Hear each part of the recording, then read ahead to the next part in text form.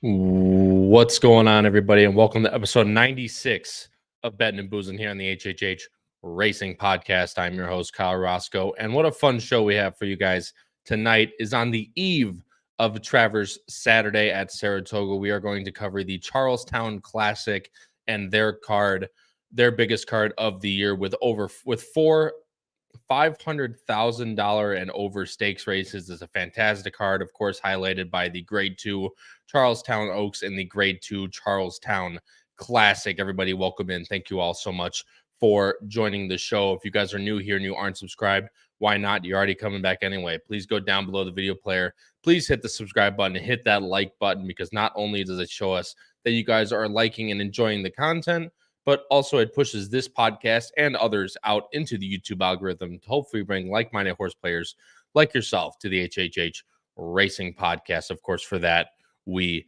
thank you. As you guys see, also scrolling the bottom side of the screen, Howard, Pete, and Paul did their show for Travers Saturday yesterday at 7:30 p.m. Central Time. If you guys didn't check that out after this podcast, please go onto the HHH Racing Podcast YouTube channel and go click on that and check it out. I think it's already got over 1,500 views in less than 24 hours. So thank you guys all so much for showing the support, of course, for the biggest day of the entire summer in terms of thoroughbred racing. As we now, after Travers, we start getting onto the realm of Breeders' Cup preps and all of that. It's going to be a fantastic season. Of course, stick with us all the way through November. We'll have it covered like a glove. So again, they covered that yesterday, so tune into that after this podcast. But also this Saturday, I don't know if it's fully confirmed yet, but I know we're in talks with our good friends over at Equine Edge to do a live show together for Travers Day.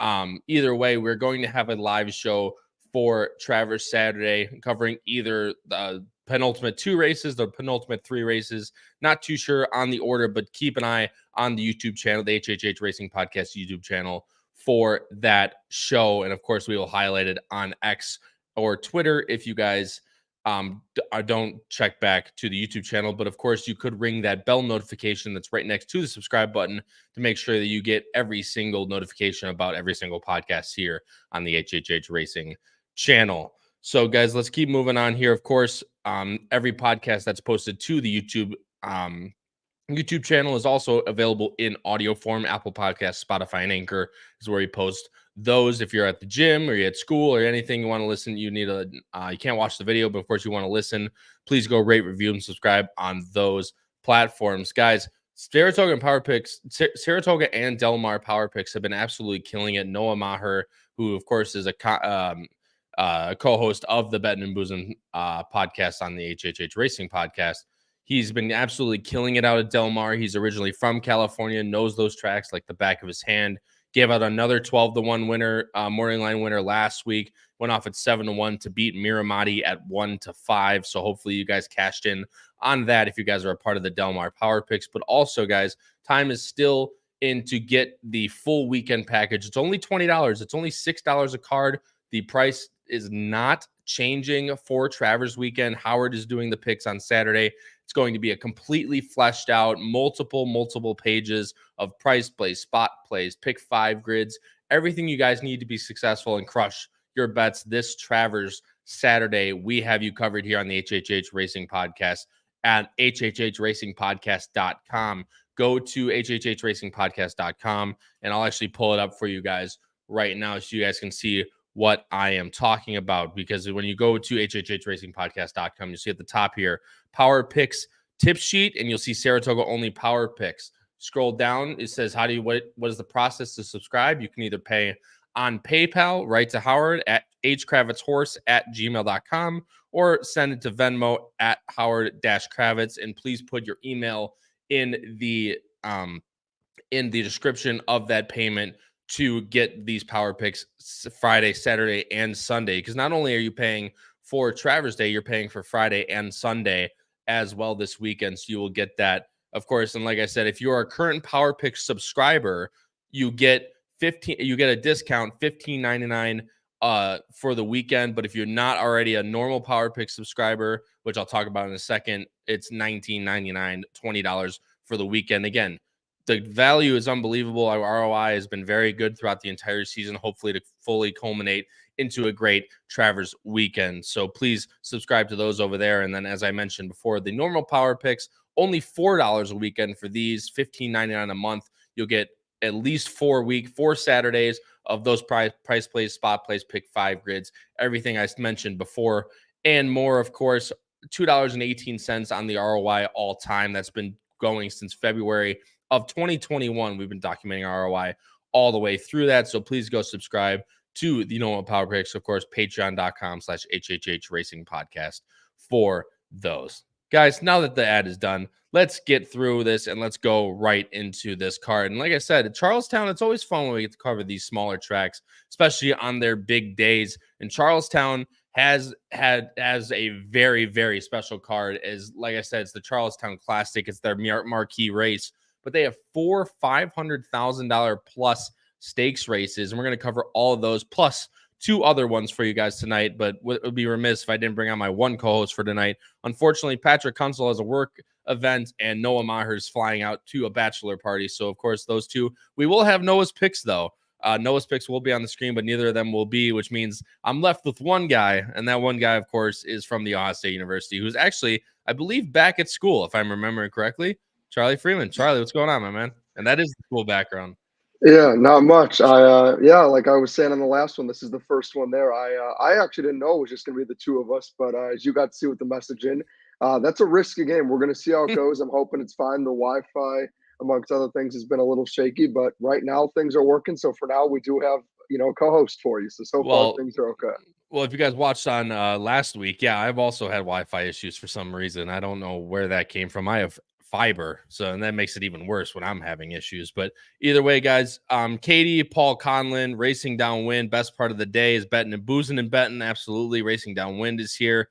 Take on Charlestown. David Barista is also here as well. Thank you guys all for joining in. But if you guys are new here or just want to mention something in the live chat, because these PPs have been out for a while, as I mentioned, these races are on Friday to kick off Travers weekend and hopefully build our bankroll for Travers Day on Saturday. Please go to the right side here, on right side of the screen on YouTube. There's a live chat. We read every single comment, so please comment like that. Gary Rice, I don't think I've seen your name before. Gary, thanks so much for joining the show. Greatly appreciate it, man. Nothing, we're going well. Got our nice, actually, this is one of the things Emma bought. It looked really cool. It's a blood orange seltzer.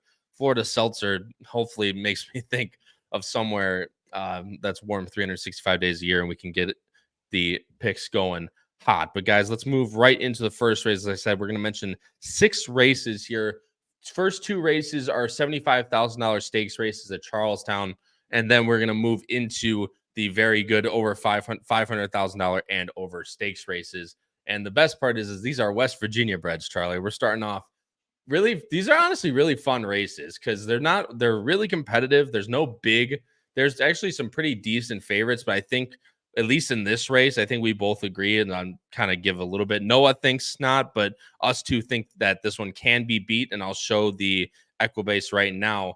You'll see going 7 furlongs on the dirt at Charlestown. The thing that's very fun about Charlestown, Charlie, is it's a bull ring, based on what they call it. It's 7 furlongs at Charlestown is 2 turns. It is a 2-turn race at Charlestown going 7 furlongs.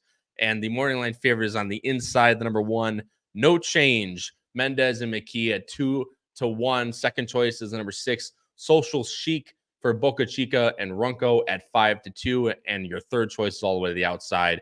Teach in the Release, Geraldo and Murdoch at 3-1. So 3 pretty close on the morning line here, and you're going with the all the way to the outside horse, number 8. I'm going with number 6, Social Chic, and Noah's going with the morning line favorite, No Change. But Charlie, I'll let you go first, and I'll bring up, of course, the time form. But first thing I want to mention is that in the previous years of this Charlestown, last 3 years is what I went back and watched. I watched a lot of these races.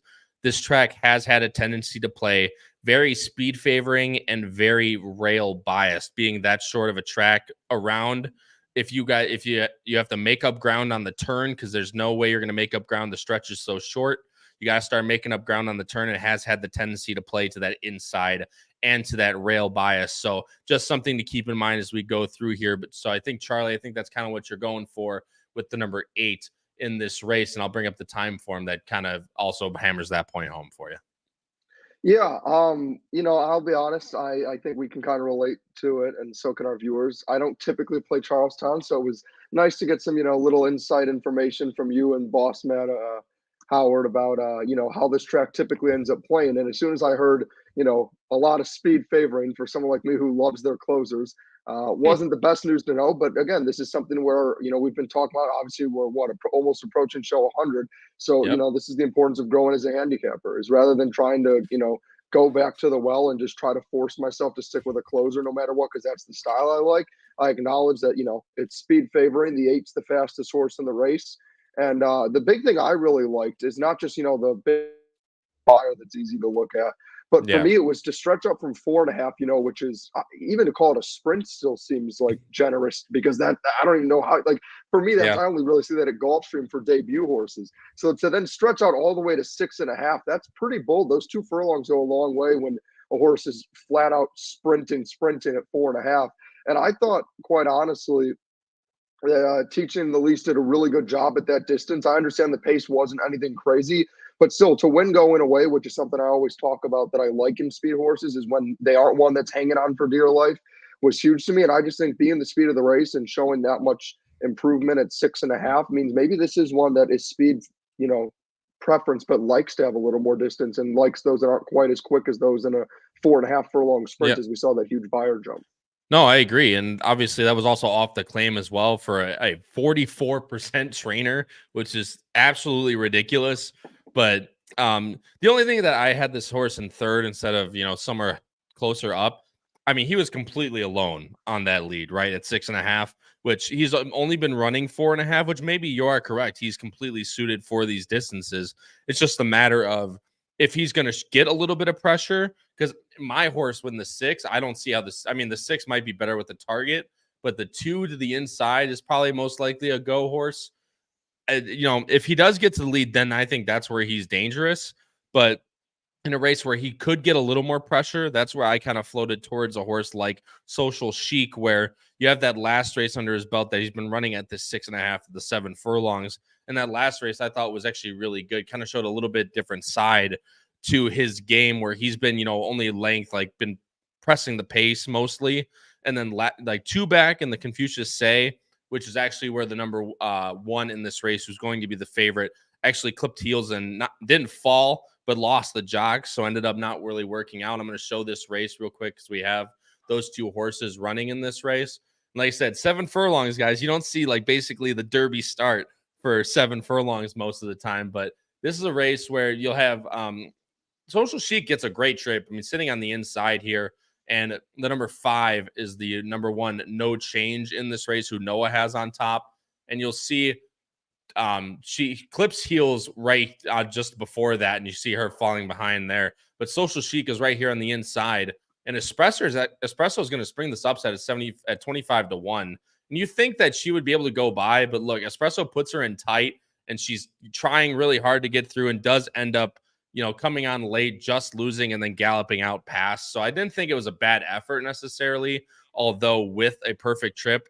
But then last time she comes out and absolutely never looked like a loser, although they went 47. So a little bit slower pace. But I think that last race showed that she has the ability to close, and against, horses that it might not be the hottest pace, but might still have a little bit more injected into it. I think Social Chic is going to sit a really, really nice trip in this spot and hopefully get second choice minimum in this race. But No Change is a horse that's been very, very, well liked around in the Charlestown 7 furlong oval, even at 1 1/8 last year. He ended up winning a state bred stake at 1 1/8. But, the last time this horse ran, besides, of course, when he clipped heels and lost the jock, last time he ran at 7 furlongs in a state bred stake, he won by 6.5. And before that, 1.5 beating Social Chic. It's just a matter of, I don't know if there's enough pace for him, although he does close very well no matter what. So the 1 is always going to be there. It's just a matter of, will he have too much to do, Charlie, by the time it comes around. Obviously, you think so. You don't have this horse anywhere. So that's another thing I wanted to point out. Is it just a pace scenario angle, or what did you kind of think? What was your thinking on the one no change? Obviously, I have in second and Noah has in first. Yeah, no, I actually did mean to have the horse in third. That's not on you. I just looked at what I typed, and it's not the same as what I said. Just that's a host fill. However, I will say this is one for me that I personally wouldn't want to touch or play at all. Like, I mean, in my horizontals, maybe I'd use the horse defensively, but vertically, I'd completely toss this horse, especially at 2-1. And it's essentially just because of what you were just saying. I think the reality is, this because of the way this unique course is set up, it is speed favoring. I understand we talk about the benefit on the rail. The other concern I just have is you kind of see in the past with no change in races where it's been, those blue figures, colder paces, he's struggled. And I just have a feeling that, when we're looking at this race on paper, outside of the 8, there isn't really any speed that really, I guess, is convincing to me. I will actually say at 20-1, I think the 2 actually could be a nice horse to throw underneath just because, as you touched on, it's probably the only other one to send. And if it's a slow enough pace, I could see this one hold on for third. But yeah, for me, the one, and look, I know Noah's not here to defend it. And look, I normally would go with the closers. So for me, this is very unorthodox to play against. But I just feel like the no change, nothing form wise, but it's just up against it. I know it has the best figures by far of anyone in this field. I just think the question is, will he have enough pace to run into? And he very well could just be good enough to make his own trip, and it won't matter. But I'd like to at least try to beat him. And the one thing I just wanted to touch on quickly with your 6, because obviously I know when I have the horse in second, you have the horse in first. I think you kind of hit the nail on the head for why I like this one. Is I just think he's dealt with cold paces in the past and is more of a stalker. Obviously, unless you're a speed or a presser, you don't really like these cold paces. But Social Chick is still, she has still found a way to make it work anyway. And I think, as you touched on, had every chance to win 2 back, and obviously didn't win by a lot last time. But the fact that he's been able to work out those trips despite the pace working against him, and in theory, these horses on the lead should be able to get loose, just to me kind of says that even if my 8, does set slow fractions and gets, an easy lead, the 6 could still stay close enough and close well enough in a cold pace to get up at somewhere in the money. Yeah, I mean, I don't disagree with you by any means, and I'm hoping for obviously the front end of that in the money, but that's like, and you mentioned it, would you rather take a horse that might be up against the pace scenario and the way the track's been playing in, obviously, again, it could play completely different come Friday, but in the past of these days, it's tended to play towards the front. So, up against that from a track standpoint, up against it from a pace scenario standpoint, and who's going to be the favorite. So I think that's one that you definitely could try and beat. Easily can win. I'm not saying he can't. That last race should show you all it needs to, all he needs to win. But other thing, I mean, that 91 sticks out, Charlie. It's just a matter of can Teach in the release replicate that for you again come post time. I think the horse is interesting. I have him in third just from that pace scenario standpoint. But Social Chic is the turn where he's going to be 5-2, 3-1, and no change is going to be probably twice, if not 3 times lower than that, in a pace where he has a much better way of winning than no change does. I'll gladly take that value over who's going to be a short price. The only horse we didn't talk about is Muad. Oh God, what? See, this is why Noah's not here, is because now he makes me pronounce this horse. I think Muad'Dib. I don't know. I'm gonna take the L on that one. I'd say it's either Muad'Dib. way. I don't know. Muad'Dib. Either way, I'll take the L. Either way. This is one that's dealt with those cold paces before as well. And Social Chic has beat him once and lost to him twice. So definitely one that makes a ton of sense for an underneath type of play. Ran in the Charles Town Classic last year as well. So interesting horse. Has run all races at Charlestown, is 16 for 24. So obviously that's nothing to sneeze at by any means. So middling price to come in the money definitely could be a sign for Noah as well, for sure. But I'm going 6-1-8. Charlie's going 8-6-1. Noah's going 1-6-4. Charlie, we'll keep moving on. We'll spend a little more time on races 8 through 11. But this is the other state bred stake we'll talk about. It's the Sadie Hawkins race 7, going 7 furlongs on the dirt again. And this is basically just the fillies and mares. I know it's Arabic, Howard. Again, that's why I just said I'm not even worried about it. I'm just taking the L, to be completely honest. But either way, it's just the fillies and mares version of that same race. It's field of 9 here. And the morning line favorite is the number 2, Barber's Point, for Boca Chica and Runco at 2-1. The second choice is on the inside of her, Hessica for Lopez and Petty at 5-2. And third choice all the way to the outside, the number 9, Great Spirit for Boca Chica and Pickett, the other Boca Chica. But I'm going a little bit off the rail here, I guess, because you guys are both, you and Noah are both completely lockstep with each other, just difference on top. But I'm going with the number 9, Great Spirit. Charlie, I'll let you go first, obviously, and talk about Hessica and why you think she has the best chance to win. But like I said, I guess I might just be either high or I don't know what's going on. But either way, tell me why I'm wrong, why you like the number 1, Hessica. And obviously you can go into Barber's Point as well, who Noah has on top.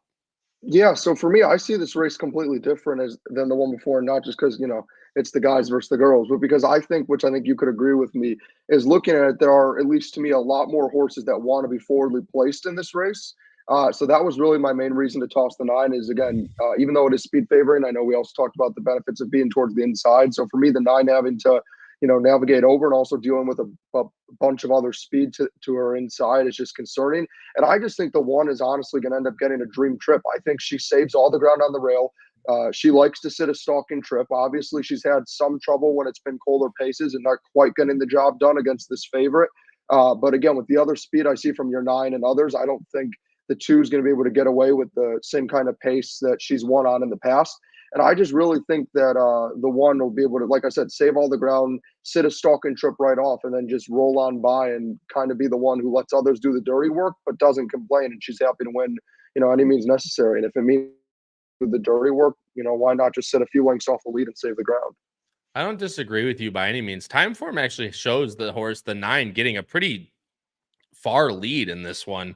Barber's Point is obviously not slow, but as you mentioned, Charlie, those slow fractions might not be as fast as we think she is up front. The 9, in a time form perspective, this is what I thought was really interesting. Obviously, we've talked about comparing speed figures in these races we talk about, and I'll go off Beyer just to start off. You see the 1's running 81.79 in the last 2. Barber's Point, granted, the last one was really bad, but it was in the slop. 80 and 84. Great Spirits run 78 and a 70 and a 69 on the last 2.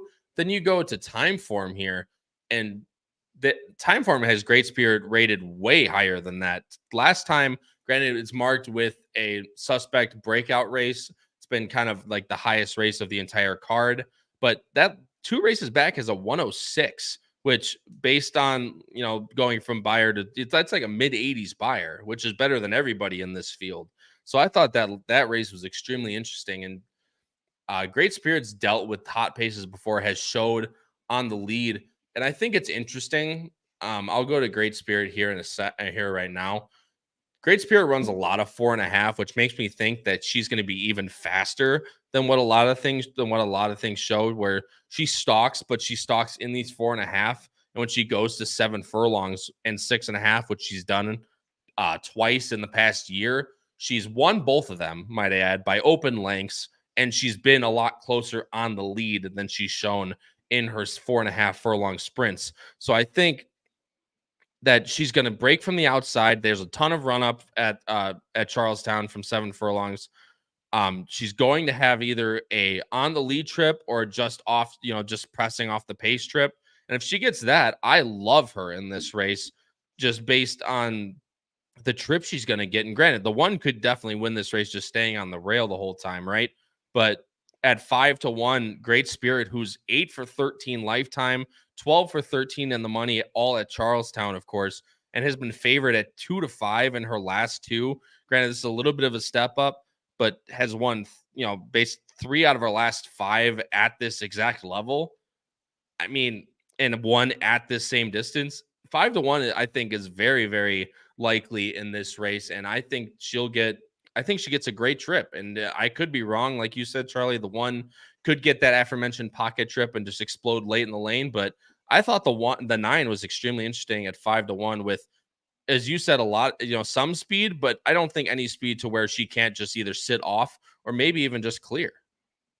No, I think that's completely fair. And I think I also do have to acknowledge, because the 9 sort of took the same angle, you could argue, as my 8 that I had in the race before, where the horse was sprinting and stretching out. I think just the question for me is, what kind of trip the 9 ends up actually getting. Obviously, it's going to depend on the break. It's going to depend on what other speed is shown, and also kind of the trip they decide. Because for me, I was saying, with the 8 in the last race, that there wasn't a lot of speed. I think coming from 4.5 and stretching out, the horse will be the speed of the race and kind of could get loose again like last time. Whereas my concern with the 9 in this race, as you touched on, obviously at 6.5 showed more of a stalking ability again, which, could obviously end up working out. But again, my concern was just, you look a little bit to the inside, and I think the 7's going to show some speed. I mean, the 6 is obviously weak on figures, but is one that's going to want to try to go. The 5's going to want to try to go. The 4 is going to want to try to go. Obviously, your morning line favorite, the 2, is a horse that's typically very forwardly placed. Granted, it has been in slower paces, which is why I obviously acknowledge your point, but I just think it's going to be very. And again, I'm hoping I end up being right about this, because with the 2, in my eyes at least, I saw the 2 and 9 battling each other, which is why I actually had the 2 all the way down in third and put the 3 horse in second, who's another one, kind of taking a page out of Noah's book from what kind of picks he gave out in the last race. I went with Juba's Parade in second, who is certainly a closer. There's no other way to look at it. And you look at the figures. But what I thought was really impressive to me, Kyle, was you look 2 back, obviously the horse came from the clouds, was 9 lengths off the lead, lost by a neck, but they were also absolutely flying. But Yep. then you see last time out, sits a similar trip, and now they're absolutely crawling, and the horse comes within 3/4, 3/4 of a length. So it was right there and still almost got it done, which to me is big because, again, as someone who's bets closers typically, we talk about it all the time. The issue is where a horse is really pace dependent. But I like that we were able to see last time with her that even when she had the pace working up against her, she was still able to close down in time. And I don't know if she'll necessarily get there, but I do think, again, if the right pace setup is there, I don't see an 8-1 finished at a nice price underneath. It's that type of, as the boss and Patrick and all of them, the reverse tri-key horse of this race, if you will. Yeah, agreed. Where if the pace actually does set up, I don't think so, but obviously Charlie does. It's just if the pace does set up for a horse like the 3, this is one that definitely can fit in the money somewhere, one way or another, who's obviously a little bit light on figures, but has been getting good at the right time for this race. I'm going 9-2-1. Charlie's going 1-3-2. Noah's going 2-3-1. Charlie, this is the start of those aforementioned $500,000 stakes races. And this one is on 7 furlongs on the dirt for fillies and mares 3 years old and up.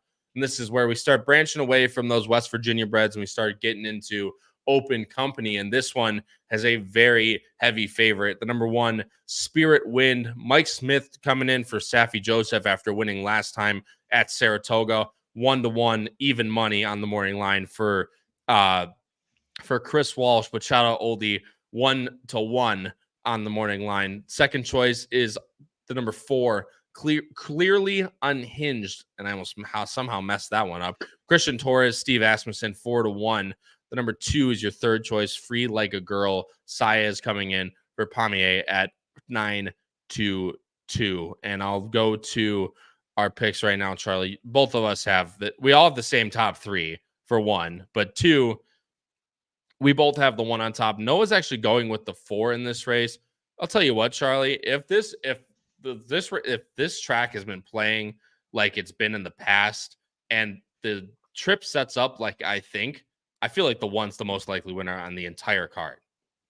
Yeah, I think there's a legitimate argument. I mean, I know we're not anywhere near getting into best bets, but I didn't use this horse, and it's not because I don't believe in it. It's simply just for me personally, the value isn't there because, as you touched on, we're at 1-1 right now. I think Spirit Wind will go off at 3-5. For me, like we've been talking about, it's been speed favoring. She's clearly the fastest horse in the race. The distance does not, concern me personally at all. I know the horse obviously wasn't able to hold on Derby weekend when we went, but there's no Vava or Alva Star here, so yeah, that doesn't bother me at all. For me, seeing the horse at 6.5 run against and a hot pace run against Red Carpet Ready and go toe to toe, just to be, has run against so many horses where you throw them in this field, and morning line they're honestly probably 3-5. Yeah, I just think she's the class of the race. I don't think Mike Smith, is going to Charlestown just to visit West Virginia, although maybe he is. I have a feeling it's because he knows he's got a winner here. And I do completely respect Noah's pick. I mean, obviously, I have the horse in second. I think the 4 makes a lot of sense. And I was really trying to beat this favorite. I don't think anybody really wants to go out of their way to pick an even money horse. My issue, Kyle, and I'm guessing you saw the same thing, I've watched that replay, and I know you and I both love to watch replay, so I'm assuming you did too. And I don't think Clearly Unhinged ran poor. I think Joel Rosario executed a great trip, and it was a great effort. My big issue was she had every chance to go by Spirit Wind and just wasn't as good of a horse. Just ran a solid race. Obviously, only lost by a length. It's not like she got embarrassed. I just think the reality that we saw was two horses battling out in the stretch, and the better horse got away. I think clearly, like I said, you can see the trip right here. Saved all the ground on the rail, had every chance to go by in the stretch. And again, it didn't fade, ran on well. Just Spirit Wind was the better animal. Yep. And I don't see why she won't be again today. And I'm guessing that's what you think too. I couldn't agree with you more, man. I have a stronger opinion in this race than, this is a seed. Like, these are top Money's horses. Gold is a good horse. She didn't even walk the dog either. She went 20. This was 7 furlongs, or this was 6 furlongs. They went 21-1 and 45-1.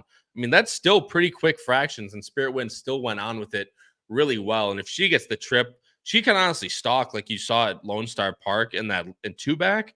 But if she gets the trip, I think she does. Something's really going to have to happen for her to lose this race. For me, she's my free square on the day. I'm going to try and build, as you guys know how I play. I try to pick one horse that I want to build my entire day around. Spirit Wind, and not to give away my best bets, but Spirit Wind is going to be that horse for me. Like I said, I completely respect Noah trying to beat this horse, but I couldn't agree with you more, Charlie. If she couldn't do what she wanted, if she couldn't do that last time, what in a track against now at a track where she's probably going to be even more up against it, I don't see how she wins this time, or last time instead of this time. I guess the only thing you can say is maybe Spirit Wind doesn't want to go 7.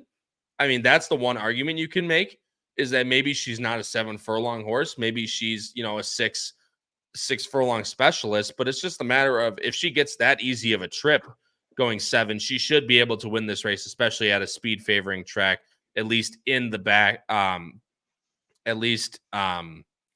in the back of my mind. But Noah says, "What's up, fellas? See, clearly Unhinged was half the price of Spirit Wind last time. Might be better at 7, closer to pace than last. I just don't know if she's as fast as Spirit Wind, as I've kind of mentioned, Noah. But look, again, like I said, I completely respect the pick. It's just a matter of she's going to have to show me that she can get past Spirit Wind, especially with what I envision is going to be a pretty easy lead. Just Catherine's the only other horse we have. I have her second. You guys have her third. The Better Roses is the kind of the one I'm looking at. Charlie ran second at 16-1, just losing to a seed who just lost to Spirit Wind. So I thought Just Catherine was very well meant. And Shu V in the Shu V last time, probably not beating Ray GC and Shotgun Hottie. But again, we talked about it. You put those in this field, what are those horses here? So I think Just Catherine's a little bit interesting to at least, get in the money, maybe, coming late and maybe getting a late third or something. No, I completely agree. I think my main issue, and I think you would agree with me on this, is obviously you can see she's one that has typically run further, and as a result, because of this, is likely going to be sitting further off the pace. And again, I just think for a track that's speed favoring and having to cut back at the distance, the way I just personally envision this race is I actually do agree with Noah's thoughts. I just think Spirit Wind's going to prove too tough. I think the 4 is going to try to go with Spirit Wind, but also understands that if they try to go toe-to-toe the whole way, I don't think the 4 will have enough in the tank. So I think clearly Unhinged is going to try to just sit right behind, but stay close enough to not let Spirit Wind get loose. I think Spirit Wind has enough in the tank to hold it off. And then I think Just Catherine, I think she can close into it. I just don't think they're going to be going fast enough. I don't think there's enough distance for her to actually catch them. But I completely agree with you. I think just on class alone, she easily is good enough to finish third in this spot. Yeah, I don't disagree with you. Nick Miller brings up the point I brought up, but it still is a good point.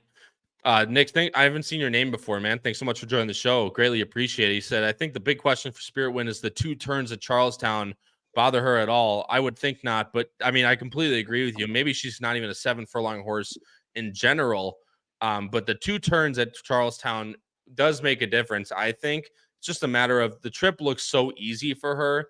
I would have a hard time to think that she wouldn't be alone on the lead in this race, at least, especially off what she did last time out. But again, it means to be seen. But for me, that's the horse I'm going to build around in this sequence. I'm going 1-8-4. Charlie's going 1-4-8. Noah's going 4-1-8. Charlie, the next race we're talking about is race 9. It's the Robert Hilton Memorial Stakes. And it's, again, just the same race carded, but for the boys this time. And it is only 3-year-old boys, though. The last race is for fillies and mares 3 years old and up. The Robert Hilton Memorial is 7 furlongs, but for 3-year-olds only, and it draws a a pretty good field of 10 with 2 also eligibles. And there is one big scratch, Charlie. I know I mentioned it to you earlier, but the number 2, Boozin Dano, who was your morning line favorite going into this race and deservedly so.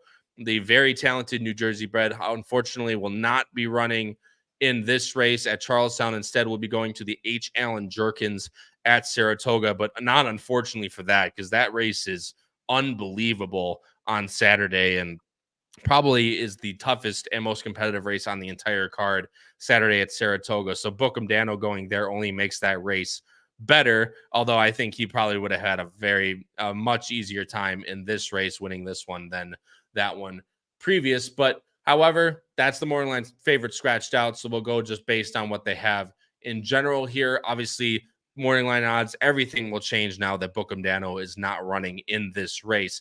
The next morning line favorite from Boozin Dano carded was the number 5 Tapalo for Joel Rosario and John Sadler shipping over. Bertinato is your second choice now on the morning line. IRAD shipping in Jose D'Angelo, and after a very nice campaign at Gulfstream Park and then going over to Dubai.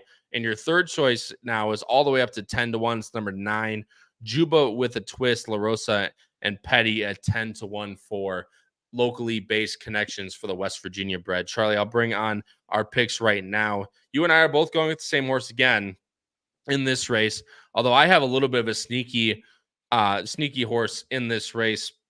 Noah is going with the number 9, Juba with a twist, who none of us have anywhere. So Noah's kind of off the beaten path again here in this one. Noah, Charlie, let's go into why we like Bertinato so much. This is a horse that you've seen run a lot as the resident Mr. South Beach guy. But usually when you're on a Gulfstream horse now I feel a little bit better about my pick. What did you like about Bertinato?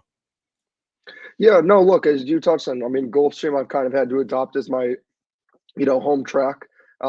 But I also, like you said, I'm brutally honest. If there's a Gulfstream horse that I see that I don't like, it's usually something to key in on because I tend to be biased towards them.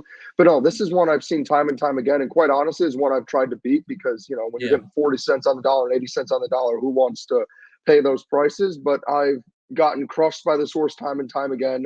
The race 2 back, straight up, he just doesn't want to go that far. That was my main thing. They also went incredibly fast. I mean, 23 and 4, 46 and 6 is just ridiculous. I know Gulfstream, we call it the Speedway, but that's still outrageous fractions. And then obviously trying to run against Forever Young and the aforementioned, as you touched on earlier, Boozin Dano. Both those horses would, in my opinion, destroy this field. I'm personally actually thrilled Boozin Dano stretched out. I think it makes that Saratoga race, as you touched on, that was already stacked. Now we truly get to see all the best on best. And I think Boozin Dano, who's a horse that I've consistently been on, would have killed this field.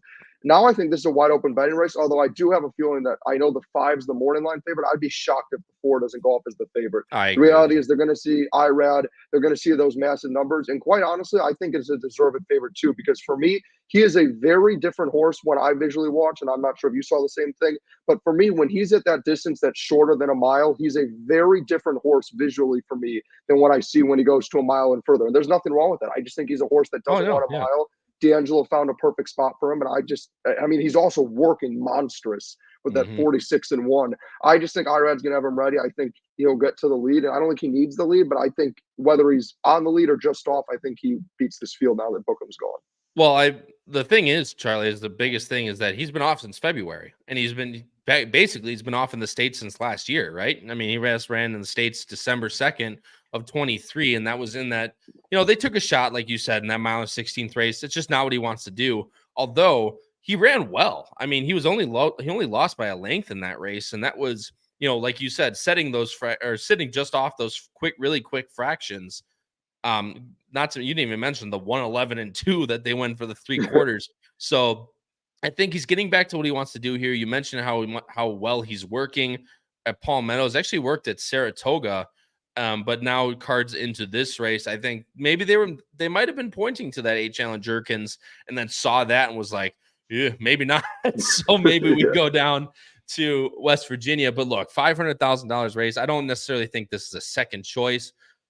I just think Bertinato should be really good in this field, especially with the way the tracks have been playing in the past. And if it does end up going that way, whether he sits off the 5 or guns and just has the 5, maybe not the best. And he does get Lasix for the first time as well. And actually, Racing Downwind just put in this, says 4 horses getting Lasix again. This is actually first time Lasix here for Bertinato. So hopefully that should help him even more. Charlie, the horse that you have in second, I have in third. Then I'll get into the sneaky pick, which I actually see our new friend Nick Miller actually put in the chat and likes a lot. I completely agree with you.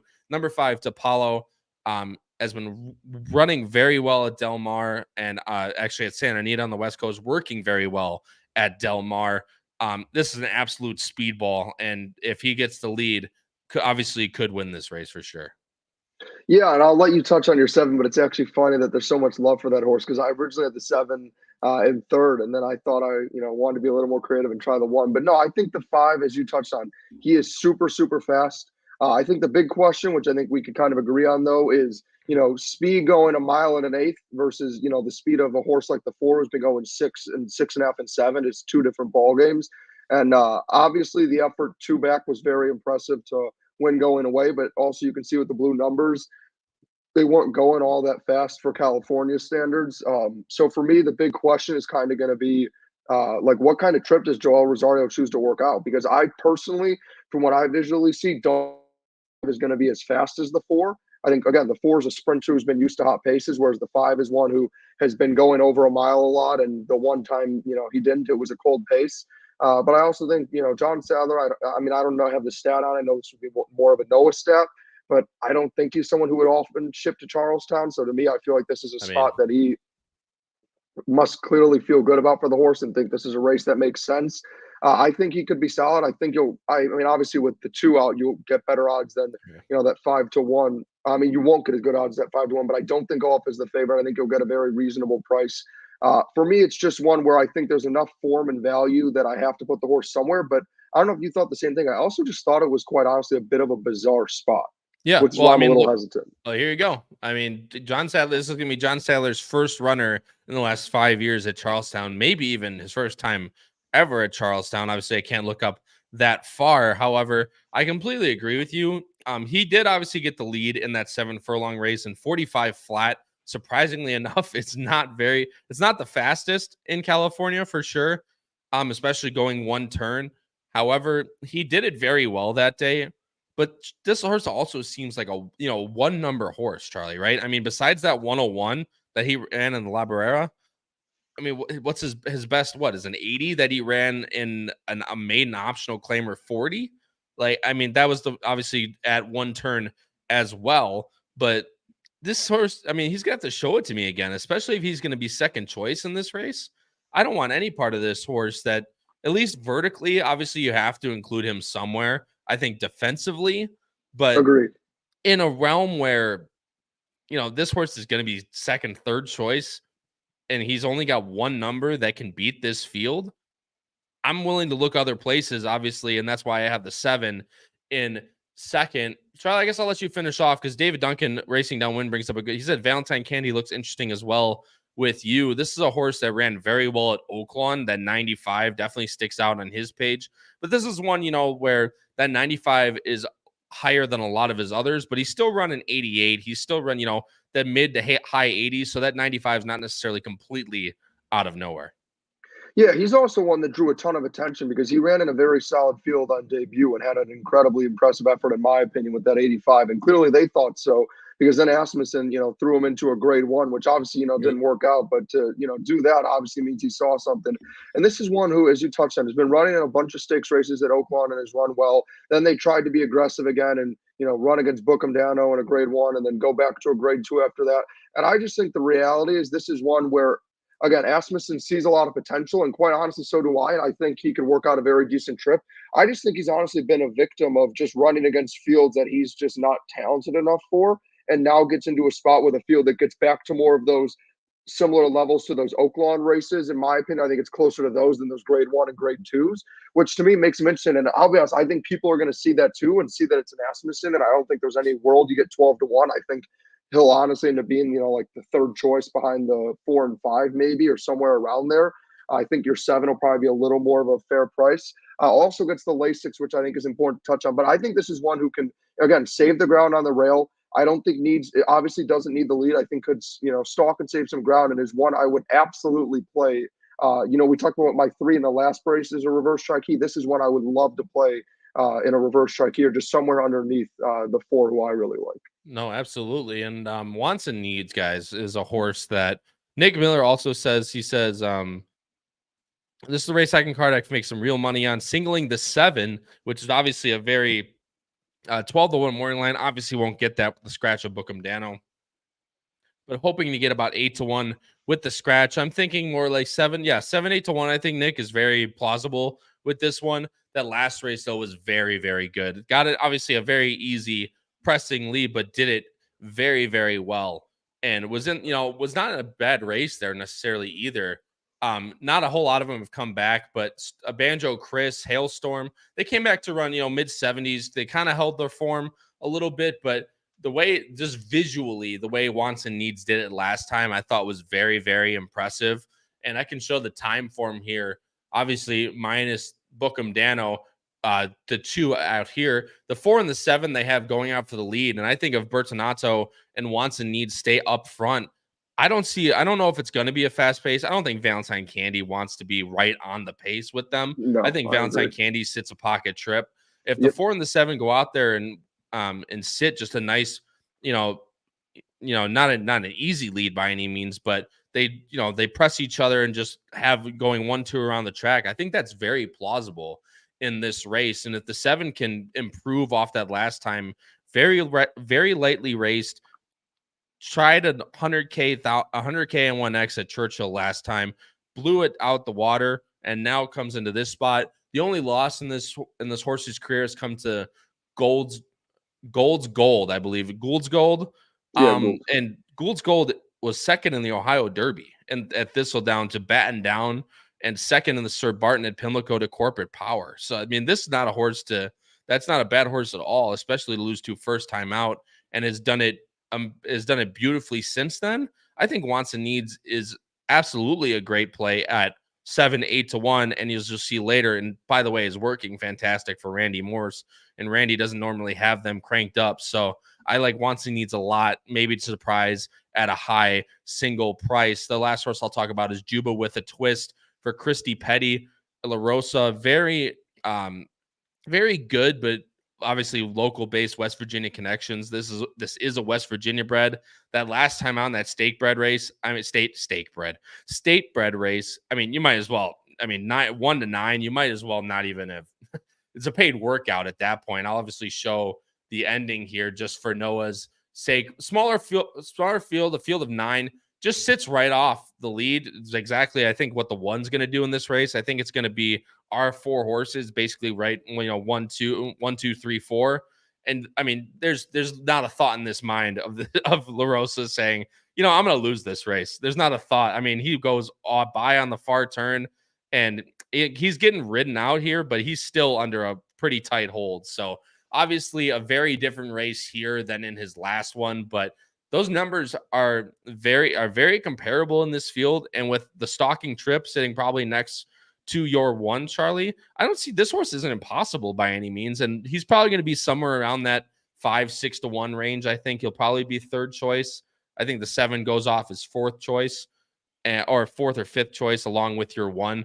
It's going to be a really interesting seeing where all the money goes in this race. But I don't think the 9's, like I said, it's a completely new scenario for the 9, but I don't see why he can run at least in the money. By the way, 10 for 10, first and second at Charlestown, with 8 of those being wins. So no stranger to the winner's circle by any means, but again, completely new scenario with and what I think a lot of people, there wouldn't be any argument about it, with much better horses in this race, but one can definitely surprise for sure. I'm going 4-7-5. Charlie's going 4-5-1. Noah's going 9-5-4. Charlie, let's get into the co-features on the card. These Charlestown Oaks is the next one on the way. Field of 10. It's going 7 furlongs for fillies 3 years old. And it seems like every single race we're talking about is 7 furlongs, because you wouldn't be remiss. That's exactly every single race we've talked about so far has been 7 furlongs. And I'll switch over the banner right now, Charlie. And this is the first race that you and I are not completely different, but pretty much completely different. You have the number 9 Roswell on top, 6-1 morning line. The morning line favorite is your second choice, the number 10 My Main Squeeze. The winner of 8 bells on Kentucky Oaks Day. Second choice is number 4, the Arkansas bred Horsin Ice. IRAD for Safi picks up. Third choice is shared between the number 2 Princess Madison and the number 8 Impel, who so many bad memories from that day, dude, except Money Supply from Indiana Derby Day. So many bad memories. Either way, Charlie, again, you're going a little bit off the beaten path. 6-1. Alvarado comes in. Bill Mott. I mean, look, can't go wrong with those connections, but he's not impossible by any means. Obviously, I have him in second. 6-1 is a good price. Yeah, I think this race is completely wide open. I think we could, I don't know who's not here to speak up, but I think this is the most exciting race of the day by far. I think there's a bunch of horses you can make arguments for.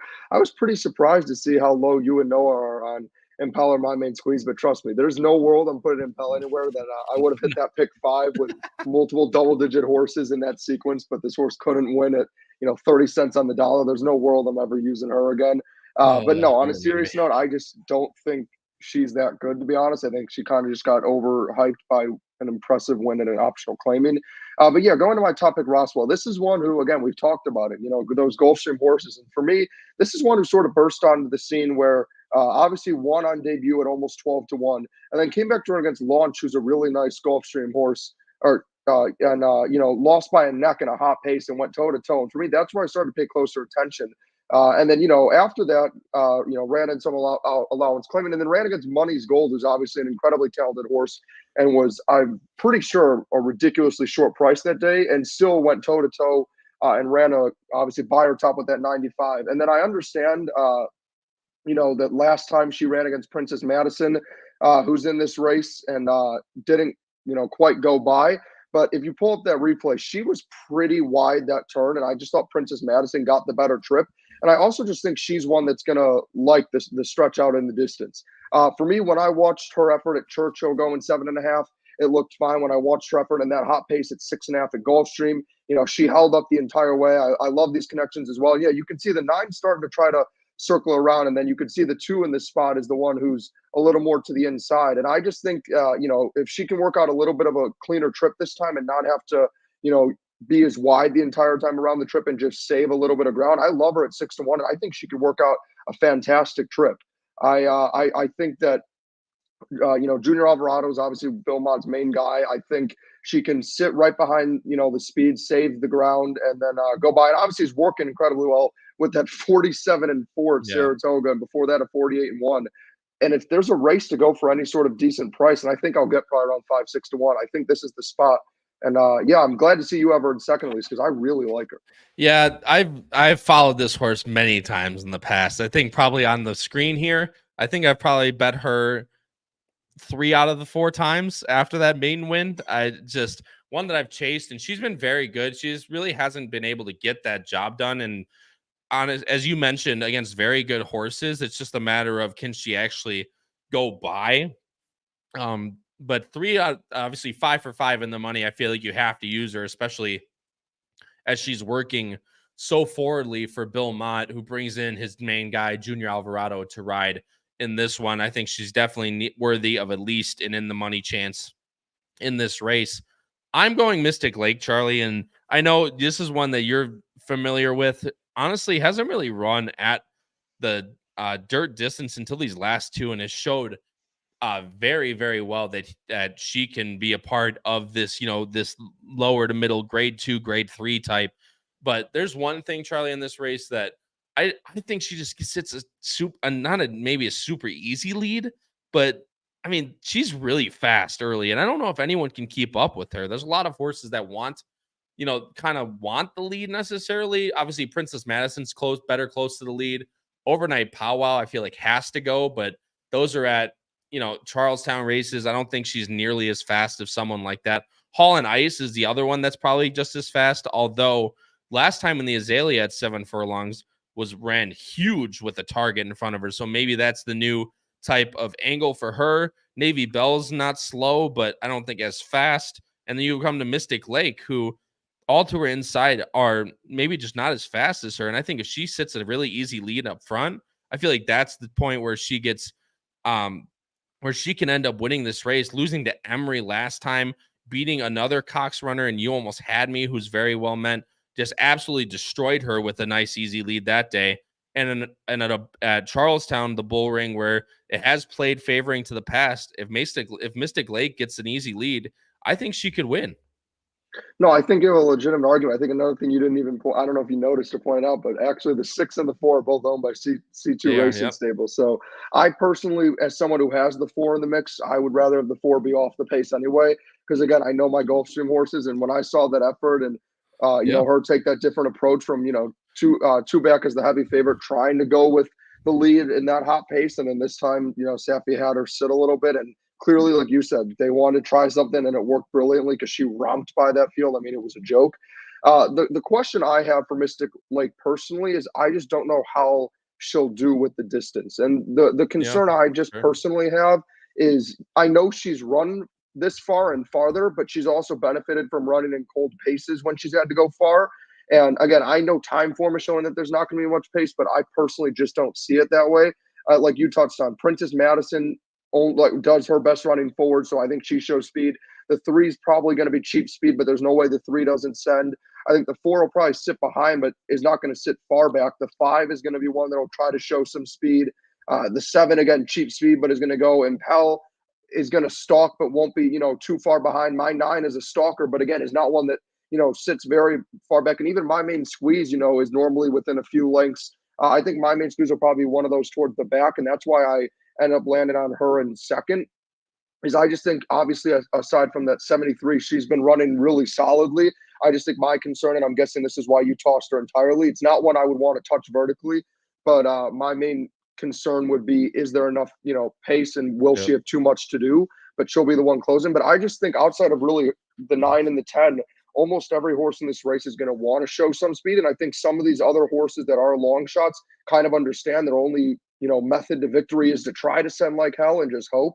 So I know time form projects one thing. I just personally, especially in a race of this caliber, just don't see the whole field just letting Mystic Lake get loose. But I see your point, because I think if she does get loose, it's probably over. I just think the question is the distance and if she'll be as loose as time form suggests. But I do agree. I think that dirt form has been, you know, very solid. I mean, Emery, by the way, when you're talking about good horses she's ran against, I mean, you want to talk about a horse that's been in fantastic form. Emery has been lights out lately, and is one who, you know, if you put her in this spot, I think she would be extremely tough to beat. So I think you make a very, very fair point. She'd be under even money for sure if Emery was in this race. I couldn't agree with you more. It's just a matter of, I just don't think, like you said, a lot of them want to be forwardly placed. I just don't think they're as fast as Mystic Lake is. So while they want to be forward, I just think she might just be faster, and she's going to be up in front. They might be sitting second, third, something like that. But if she's on the lead by herself, I think Mystic Lake has a very good chance to at least win. Obviously, Noah thinks Princess Madison, that coming off that last trip for Philip Bauer, Jose Ortiz comes over. I think he's thinking that last trip is exactly what he wants in this race. Could easily get it, can definitely win. A horse that's basically progressed forwardly every single time, now looking to take one big step forward to win the Grade 2 Charles Town Oaks. But we'll keep moving on. We'll talk about the Classic. Then we're going to be talking about the Hawthorne Thursday card with, of course, Jim Miller. I'm going 6-9-2. Charlie's going 9-10-4. Noah's going 2-4-6. Guys, if you haven't, if you weren't here at the beginning of the show or you haven't done it yet, please go down below the video player here and please hit the like button if you guys are enjoying the content. Again, not only does it help us out and show us that you guys are enjoying it, but also it pushes this video and others from the channel out into the YouTube algorithm to bring people like yourself to the HHH Racing Podcast. So please, if it's completely free to do, it's the best way to help us out. Please go down below the video player, hit the like button, and hit the subscribe button. Charlie, let's move on to the feature on the day, the Charles Town Oaks, and I'll show the Equibase before I show our picks. It's a field of 10. The morning line favorite is it's actually one even money, and I didn't think he would be that low, but of course It is the last year's winner by 5.5 lengths. Skippy Longstocking, number 7 at even money. Like I said, the second choice is number 5, Ben Doog. Jose Lascano for Bill Mott at 7-2. And then you go third choice, number 6, Coastal Mission for Boca Chica and Runco, the West Virginia bred, at 6-1. Charlie, going over here, I'm going Ben Doog. You are going Skippy Longstocking. There's one reason why I don't like him in this race, but I'll see if you touch on it. What'd you like most about, obviously, the low even money favorite on the morning line? Of course, by far the classiest of them all. Yeah, I'm stunned. I wish Noah could be here to talk on why he completely tossed the horse. But look, I just see it as the class of this field, to be honest with you. I mean, I think a question, for me is obviously, I know they're running at 1 1/8 miles, but again, this is being run at, Charlestown, so it's not the same as everywhere else. Three turns, Charlie. Right. So it is going to be a little bit of a different experience. And I will acknowledge, I'm sure that's something that you keyed in on that might be concerning. And I think that it is a valid concern to at least think about. But I also just see who this horse is run against. I see Cody's Wish. I see King's Barnes. I see Arthur's Ride. I see Senor Buscador, National Treasure. I just see all these different horses that would destroy this field. And I think Skippy Longstocking, honestly, has ran decently against a lot of them. I know, obviously, last time out in what was on paper going to be a pretty decent pace and ended up being the case. Arthur's Ride just ran massive. But Skippy was honestly there, the whole way. And then just in the stretch, didn't end up having enough. But that's what I'm saying. When you just see all these great, I mean, you literally can't find a race on the card that isn't a graded race. It's all some sort of grade 1, 2, or 3. I just think Skippy's the class of the field, is working well. I think Sappy's, choosing this spot instead of, somewhere in New York to just try to, be in the best position to win. And look, I would not want to touch this horse at even money. It's not a price I'd like to play, but we'll get to the best bets later. But for me, I think there's a, if we do ABC wise for me, there's a clear lone A, a clear lone B, and then the rest of the field, which will impact what my best bet ends up being. And I don't think, you have a wrong idea with who your top pick is, because for me, that's the only threat I see. For Ben Doog, my big concern is I don't know if it's going to be too short. And for someone, for a horse who likes to be kind of forwardly placed, I just don't think Ben Doog quite has the speed. I think Skippy just takes him around and has a joyride. I saw it completely different. I thought there was a ton of speed in this race. They actually, Time Form has the 9 in front. Number Frosted Departure, who obviously is a very nice horse for Kenny McPeak, winning last time at Laurel Park on a huge lead and never looked back. They also have the number 4 in this race, the Japan runner at 15-1, who's not slow by any means. They have Ben Doog sitting actually outside. I think he'll get a nice fourth, fifth running trip. Obviously, he does like to run long and can run all day, just losing to Krupe last time in the Suburban, which of course is 1.25 miles at Saratoga. So I don't think the 3 turns messes with him at all.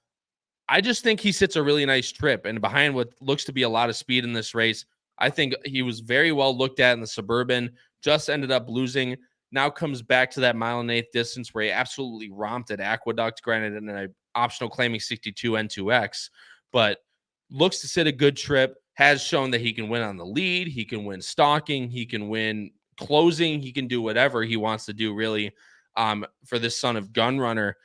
I just think the race sets up really well for him, and at a 7-2 price, because if Skippy's going to be that favored, I'd be much more likely to play Ben Doog on the win end than a horse like Skippy, who honestly, Charlie, might just not be as good as he used to be. Obviously the horses he's faced, I mean, that's the obvious, right, is the company lines that he's been with. But in the Oaklawn, he ran a very good Oaklawn handicap earlier in the year. But just, he's gone to the lead and he's gotten good trips in both the Stephen Foster and the Whitney, but just hasn't really shown that kick that he used to have down the lane going these types of distances.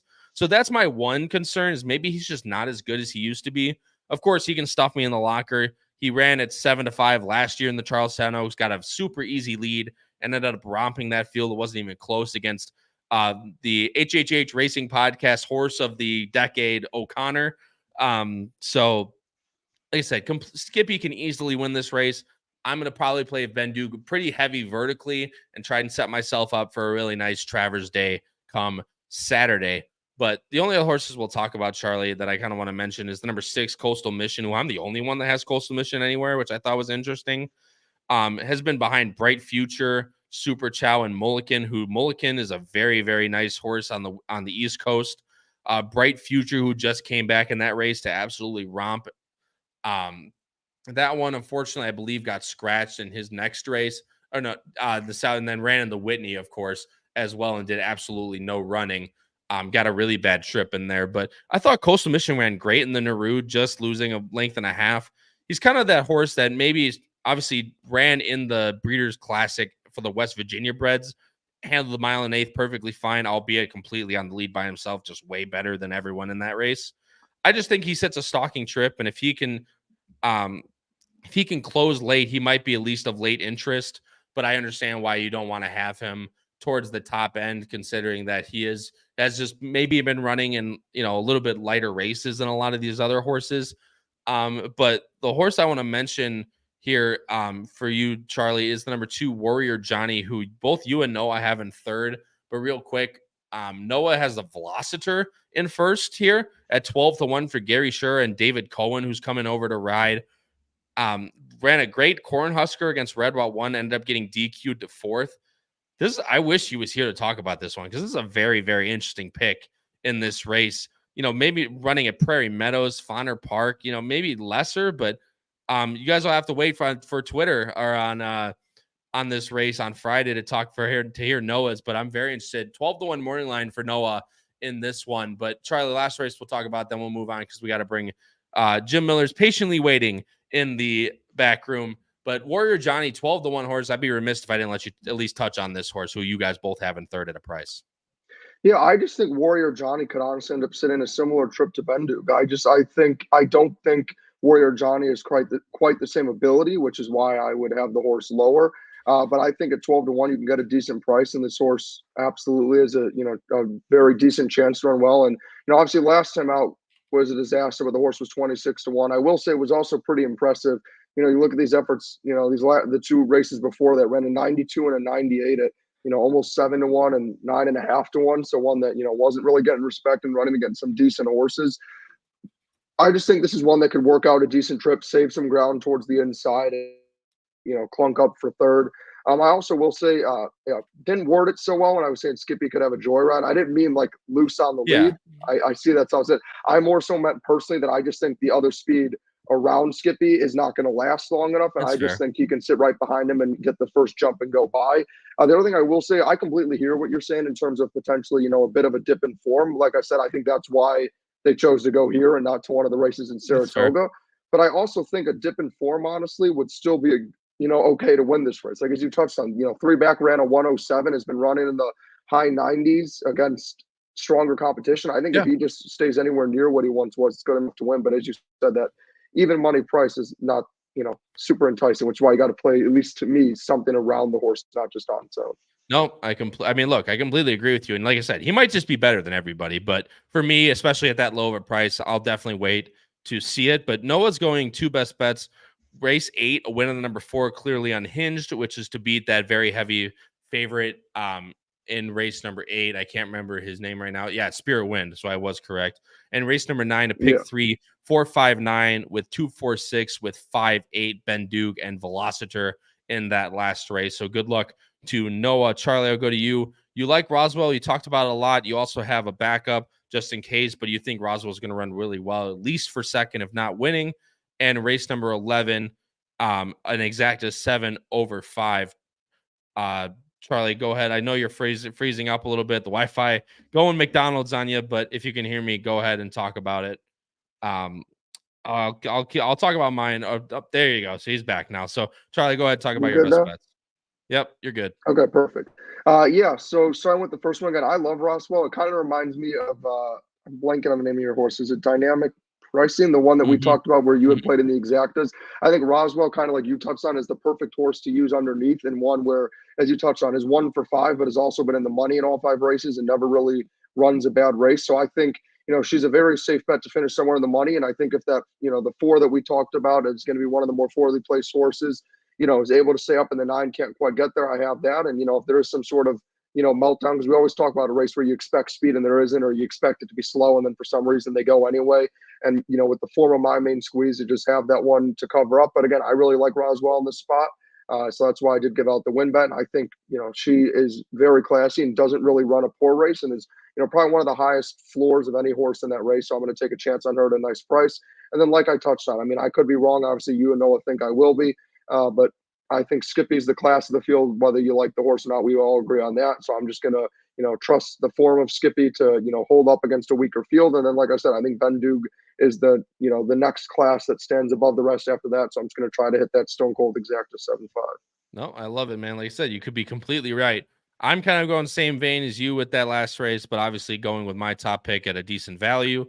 I talked about it, Spirit Wind. If he can get the distance, I think that horse is by far the most likely winner on the entire field. But pairing it up with the number 4 in race number 9, which of course is Bertinato, who we talked about, Charlie, we like on top, and the number 7, the 12-1 Morningland wants and needs. I think that increases enough value to be able to play 2 horses, not just one. I think the high morning line inherits more value there. So I'm going to go double 1 over 4-7, starting in race number 8 with Spirit Wind. And in race 11, I think I'd probably need at least 5-2, if not 3-1, to play Ben Doog on the win end. If he gets bet down, like I don't want to touch him at 2-1, but I think if he creates enough value on that win end, I think Ben Doog is definitely the most likely winner outside of Skippy for that race, as long as he gets the trip, I think.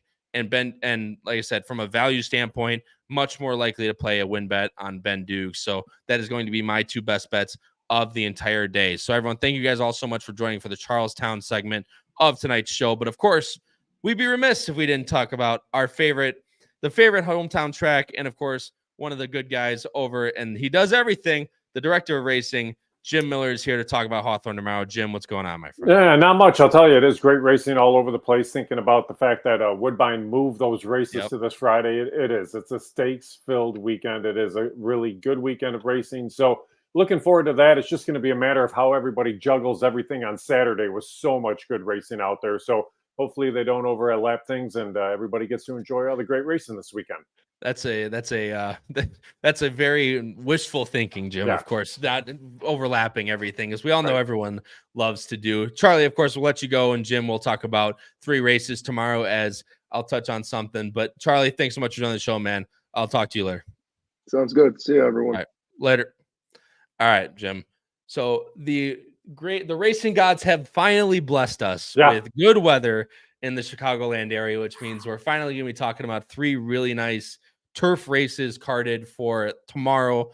Of course, Thursday at Hawthorne, which we talk about, you talked about moving, Saturday being this stakes-filled extravaganza of racing. Also, obviously in Illinois with the St. Louis Derby running down at FanDuel Sportsbook and horse racing. But we talked about it early in the year, moving this card from Saturday to Thursday.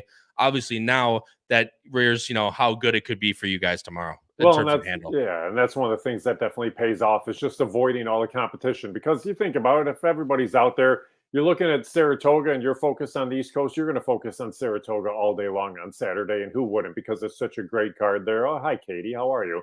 And then you look at just all the other racetracks. I mean, Woodbine canceled half a card. So Friday, that's going to take away from a whole lot of places there. You have a great card out on the West Coast as well. So just kind of looking at how things unfold. Thursday looks to be a very nice day for us. Sunday as well. We drew that card today, but you're right. No rain all week. It's a fresh lane on the turf course. We actually had the turf roller out there today. So that course is flat as a pancake, and we're ready to roll. And it's the reason why I picked 3 turf races to look at for the Saturday card. No, it's the best thing about Chicago racing, and especially in the summer, is that turf racing. So we'll start with it, Jim, and I'll bring your picks up on the bottom side of the screen, and I'll show the Equibase here. 1 mile on the turf for race number 6. We're going to talk about race 6, 8, and 9 for tomorrow's Thursday's card at Hawthorne. Again, $36,000 allowance race going a mile on the turf. Draws a field of 8 with 1 MTO. And the morning line favorite is a pretty heavy one you made, the number 2 Cowboy Justice. Declan Cannon coming in for Connor Murphy at 9-5. The second choice you laid on the morning line is number 5, Realignment Mojica for Chris Block at 3-1. And third choice being the number 1, Man on Attack, Victor Santiago and Vance Childers. And you are going with that aforementioned morning line favorite, Jim, the number 2 Cowboy Justice. Yeah, and the thing that's interesting, Kyle, is I made these selections a couple of days ago before we took entries today.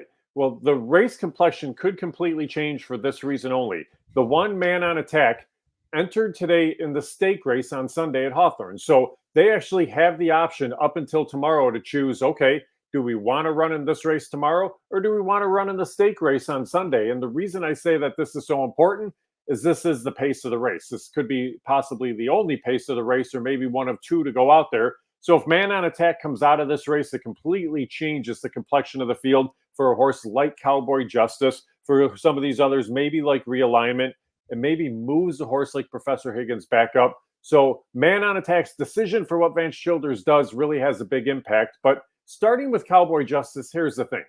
You look on paper and you say, okay, the horse hasn't raced since November of 23. That's definitely something that you're concerned about. But then you say, okay, well, the horse is coming back in an allowance race and you're keeping your regular rider aboard. So if you're thinking enough of this off the layoff, then send Declan Cannon back to stay protected in the allowance race despite coming off the layoff. That's good enough for me. I think they're looking for a winning spot. We just had a purse increase, so this purse is a little bit higher than it was before. So you go for $36,000 in here. And the other thing that I like, you look at the last couple and it's like, okay, they were coming from off the pace there. But that start three back, the horse rated up close, and they didn't go fast. But if man on attack scratches out of this field, I think Cowboy Justice could actually get into the mix early on and be a contender much of the way. And that's the thing that I like, well, especially with horses like this coming off a layoff. They show to be versatile, right? You know, like you said, they can come from back, they can come from the back, they can rate on the lead. And I mean, Cowboy Justice, especially in that two back at Churchill, I mean, you look at the horses he lost to in Red Run and Yamato. Red Run has turned into a pretty decent, you know, grade 2, grade 3 type listed stake type of horse. And then Yamato's that same type of thing where, I mean, just won the Japan Turf Cup at Laurel Park going 1.5 miles. So, you know, a lot of good horses coming out of there. So as long as he continue to keep the form he showed last year, I don't see why why Cowboy Justice can't come in. And maybe, you know, that price gets a little dissuaded based on that long layoff. And it could. And that's the one thing between that and the Chris Block horse, the 5 Realignment in this race. That's the other one that I do think is going to take a little bit of action off that last race, because you think about it, they started at Indiana and broke their maiden there. They wanted to get turf and they actually stayed on the main track, went over to Ellis. That was a fairly tough race. Horse ran a decent number in that spot. But just because of the connections, I think they're going to take some money. And the one that I think at a price you could look at is the 7. That's Professor Higgins. Professor Higgins, I think, could turn out to be a pretty good claim, because this is a horse that shortened up to 5.5 in that last out. Absolutely full of run late in that spot. Claimed out of the race. They come into here. They stretch back out, but you see some turf routes. And this is a horse that has run pretty consistent races on the grass. The horse has hit the board at 5 out of 6 on the turf. And I do think you're going to get every bit of that 6-1 just with the change in Barnes and the hike up in class too. Yeah, no, and I and good friends of mine in Tim Kinlan, Wesley Herrick, and all They're those guys. Awesome people. They're the guys I owned my first ever horse with, Jim. Really? When it's 2019 when I worked at Arlington, I got into a horse with all of them. Never won. Got 1 second with D and came to Hawthorne. Got our first second at Hawthorne on the dirt for a turf horse. So that was, I love those guys. So obviously seeing them claiming this horse, of course, wish the best for them. D, 1 for 23, but has shown that she can do this in the past. Has shown this. Obviously, she has many, many good horses down the line, including with her husband Ernie. So just because you see 1 for 23, D can train. She's a absolutely fantastic human being and can definitely knows how to get these horses in the money. But completely agree with you. I watched that last race, Jim, completely flying late and can stretch out back to that mile. I think is definitely worth a play and at a very nice price too. Yeah, you're going to get the 6-1. You get Jareth Loveberry in the saddle, which is a definite plus. He's familiar with this racehorse riding in the past, and he's coming into Hawthorne, wins at a 27% clip when he comes in. He's at about a 60% rate in the money. So they're able to pick and choose their spots, but when he's on a horse, it's definitely live. Well, right, exactly. And, a lot of that, like you mentioned, Jareth wins at such a high clip around, he has that, to basically that will to go wherever he wants to ride, right? So the fact that he chooses Professor Higgins, I think, is also a very good sign as well. So I completely agree with you there. But, Jim, let's move on to race number 8. And this is what I would assume is the feature carded on the day. I mean, it's an optional 50 claimer, and I'll pull up the Equibase right now so we can take a look at who you laid on the morning line. It's a field of 8 with 2 MTOs. The morning line favorite is the number 5, Facciabella, or Facciabella. I'm just disgracing my Italian roots, right? In one sentence. Facciabella, David Cohen rides for Chris Block at 2-1. Second choice, number 8, Illinois bred Cat Attack for Michelle Boyce and Julio Felix at 7-2. Third choice is the other block, Miss River Rat for Mojica at 4-1. Jim, you're going with that last horse I just mentioned, the number 6, Miss River Rat. The other block angle, but going block 1-2 in this spot. Yeah, and the reason that I went kind of to the other block is just more or less the running style, because this is a horse that's going to lay probably just a little bit closer than Facciabella early on. You have 3 horses with speed in the race. Cat Attacks is definitely going to go in this race. You look, My Lady Slew probably goes, at Wild About Hillary also going to go. So with the fact that you have multiple horses that can show some speed, a horse like Miss River Rat is one that can probably just get that track and trip just behind the pace early on, look to move in the lane. But this is one that actually started out on the main track early in the meet, has then switched to the turf and run some good races. But that last out, beaten a neck by Wanda Strong, who just ran back in the stake last weekend. And you're looking at Miss River Rat running some nice, legitimate races against solid racehorses here. You're jumping back into the open company again, but being an Illinois bred, they have the chance to make that bonus money in there too. And I'm just kind of looking at how things might unfold. Facciabella is going to have to do just a little bit more work. Can definitely swoop him, but Facciabella is coming in out of the Lady Carey Turf Sprint in that last out and is going to take a lot more money in this spot. So because of that, the stretch and distance here, I just think everything with the 7.5 furlongs and all that lines up actually a little bit better for Miss River Rat, and she'll be the better price of the two. I completely agree with you. That was my one concern for this horse was, Chris Block's had her sprinting the entire time and has run obviously very well. Go back to those races at Tampa, obviously again for a different barn, but they were not very good. And going this distance, she's 0 for 5, 2 for 5 in the money, and she's going to be that low price. I completely agree with you. I'm surprised that David Cohen actually chose to go to this one instead of the other one, because obviously never ridden Facciabella, but has ridden number 6, Miss River Rat. Obviously, Mojica has known her the most, but was really surprised that David Cohen chose to go for the 5 or the 6. Yeah, and that was the one thing too. And I tend to wonder if he did have his choice there, because he did ride a really good race action in that last out on Miss River Rat. Of course, Mojica is definitely a fit for the horse too, but regardless, you're getting solid riders on both of those racehorses there. And again, it's the better of the two prices, but it's not like they're trying to kind of get one over on everybody. Both are very legitimate racehorses. The other's probably just a little bit more accomplished. I completely agree with you, and definitely like your pick of the 6 over the 5, at least in my opinion. Moonray's the horse you have in 4th, Jim. A little bit higher on the morning line, 6-1, but Fausto Gutierrez shipping in here. He's actually shipped in 6 times. I didn't realize Fausto shipped in that much, which I thought was really interesting. Obviously, normally like a Gulfstream, South Florida type guy, but this is another one coming in from those, high optional claimers now coming in here. And that's the thing. And really, that last race, I mean, you're going 5.5. I think this is a horse that wants 2 turns. The race at Keeneland can be a little bit deceptive. You were 53-1, but the number wasn't bad by any means. Showed speed in that field of 11 before tiring late. Ended up beating only 8 1/4 for all of it, despite finishing last in that spot. But this is a much easier bunch than what they saw in Keeneland. And the other thing I like is the second start back off the layoff without having to have time in between races. So may have needed that last out, should be able to show a little bit more. And again, I think you're going to get that 6-1 price.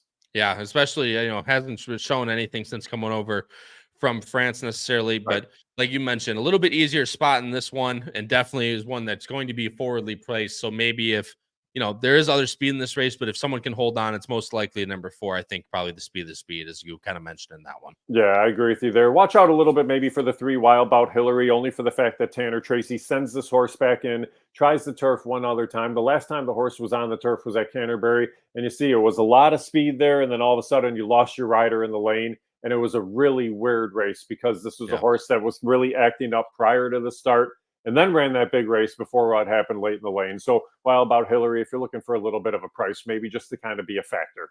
Yeah, we talked about, the Jareth Loveberry effect. Jareth also chooses here for Tanner Tracy. And like you said, that turf race, granted, obviously didn't get a buyer, lost Diego Sanchez late in the lane, but ran a really nice race that day. Didn't run bad at all. Probably would have been close to that 70 buyer top, most likely out of that race. So I agree with you. Wild Bout Hillary could be definitely a sneaky one in this race. But Jim, we'll move on to the last race here. It's race 9. It's a $10,000 claimer, but mile and 16th, again, long turf races in Chicago. I personally love to see those types of races. But it's another big field, Jim, another 9-horse field, and a very competitive one. But you have the number 4, Shady McGee for Cohen and Armando Hernandez at 9-5 late on the morning line. Your second choice is a Ravelli runner, the number 1 Policy Option, who's been a mainstay at this type of division for a long time for Ravelli at 5-2. And third choice is for Tanner Tracy and Mojica, Niles Channel at 7-2. And that's the horse you're going with. Yeah, and Niles Channel being a horse from the barn of Tanner Tracy. And the thing about Tanner is he had a full stable of horses at Hawthorne at the start of the meet. A lot of them went over to Prairie Meadows to stick with him throughout the course of the summer, but he takes that time to send some of these horses back. And he did it last weekend. He's doing it for this weekend again. And Niles Channel has had some past success, not only over this course, but on the turf throughout the course of his career. And the other thing that I like about this horse is, okay, it was claimed away from Tanner Tracy. They thought enough to go right back in and get the horse. So he definitely likes this racehorse. Yeah, the last couple haven't been great at Canterbury. Those races at the fairgrounds are good enough easily to win this race. And you're only asking him to run for a $10,000 claimer in this spot. So you're not asking for any other than. You're not asking for any type of optional claimant allowance. So he's in the right spot. The horse shows some versatility, probably going to rate just a little bit off of it, but it's a long run into the first turn. It's a really long stretch at Hawthorne. And I think this one just gets a great trip and comes running at him in the lane. The thing that I like, Jim, is even though those last races have been bad, Tanner tried to keep this horse. You know, he really, like you said, you mentioned the claim back right away for this horse. Puts in a, 15,000, runs very well, runs that 84. Then hasn't gotten back to that since, but protected under that tag, was not in for the tag in either of those races. Obviously coming back to the 10,000, but I think that's just more of what this horse can actually run for. So I think even though those last two might dirty up the form a little bit, but like you said, those 80 and 84s are easily good enough to win in this race. Yeah, and the dirtying of the form is only the thing that's going to get you the price. That combined with the Armando Hernandez horse and Shady McGee, who just won in that last out. And anytime Ravelli has a horse on the track, and those are the horses that ran 1-2 in that spot in that last. Shady McGee rolled by him late. Policy Option was another one that was running on late there. They're each going to take their share of action. And this is a horse that I do expect to take actually a whole lot of action in this race, because really, aside from the start 2 back where it was just too tough, again, very consistent as a racehorse here. Solid numbers on the turf. I do expect Shady McGee to be a really pretty heavy favorite, but the horse isn't invulnerable by any means. This is a horse that can definitely be beaten in the spot. No, we talked about the 80-84, Jim. That last race, like you mentioned, also your second favorite in this race is number 1 Policy Option, who you mentioned you pay you would call it the IRAD tax everywhere else. Yeah. You definitely pay the Ravelli tax when you come to play to Hawthorne. That last race again was good numbers, 74, but that 80 and 84 we mentioned before, easily good enough to best those. Yeah, and that's the biggest thing that you want to look at, because a lot of people are just going to look at recency more than anything else and not kind of take just kind of like the whole body of work. And that's the thing. In this situation, I really think you do have to look that way. And again, they're in for the tag. There could be multiple horses claimed out of this race, but it's a good, solid, competitive race. It's a good way to finish the card. And the beauty of it is we know we're going to be on the turf. So that's the one thing that I'm really excited about for tomorrow. Yeah, you don't see very often this summer. You don't look on something like Weather Channel and you see those single-digit % precipitation numbers. Been rained off a lot this year, Jim. But yeah, glad, like I said, with those types of races, that optional 50, fantastic races and very competitive ones at that. And you mentioned Sunday, Jim, very competitive card. And again, lots of good turf racing, good field sizes as well. And now we'll hopefully stick together. Yeah, and it looks like weather looks good throughout the course of the weekend, so that's something we're looking forward to as well. Going to be a little bit warm on Sunday, but that's okay. We can handle that just fine. But a dry turf course means that you get a lot of great racing, and I'm really looking forward to that too. That's what it's all about, Jim, and especially with that 12% takeout, of course, on the win play show end and low takeout in the pick 4s and pick 5s. It's what the players want. Players want big fields, turf racing, and low takeout. So you get it all at Hawthorne, guys. So please check them out tomorrow. And of course, Sunday for their 2 cards. There's a little bit of an appetizer and a dessert for your Travers Stakes weekend, of course, and Charlestown on Friday. Kings Plate on Friday. Like I said, the St. Louis Derby we mentioned on Saturday as well, down in Southern Illinois, close to Missouri. Just fantastic racing all weekend, Jim. Like you mentioned earlier, you don't get these weekends very often. So when you get them, you got to hit them hard. I'm glad they're stacking it up now to get it out of the way before the start of the NFL season too. So nice job by everybody for that. But yeah, they're taking full advantage. We'll just see. Saratoga is going to reign supreme on Saturday, definitely. But I'll tell you on Friday, there's a lot of really good options. And now with what happened at Woodbine last week for them throwing that card out there, that could kind of muddy things up a little bit for where the betting dollars are going to go on Friday as well. You Kings played early, Charlestown late, because obviously Charlestown runs at night. But either way, Jim, thanks a lot for joining me as always. I greatly appreciate it, my friend. And thank you to everyone else for joining me throughout episode 96 of Bettin N Boozin, where we covered the all stakes for Charlestown and their Charlestown Classic card, the best thoroughbred day of the year in West Virginia. For the director of racing at Hawthorne Racecourse, Jim Miller, for my co-host, Charlie Freeman, this has been Kyle Roscoe in episode 96 of Bettin N Boozin here on the HHH Racing Podcast. And until next time, everybody, crush those bets, win those photos, and stay safe, everyone. We'll see you in the next one. Have a good night.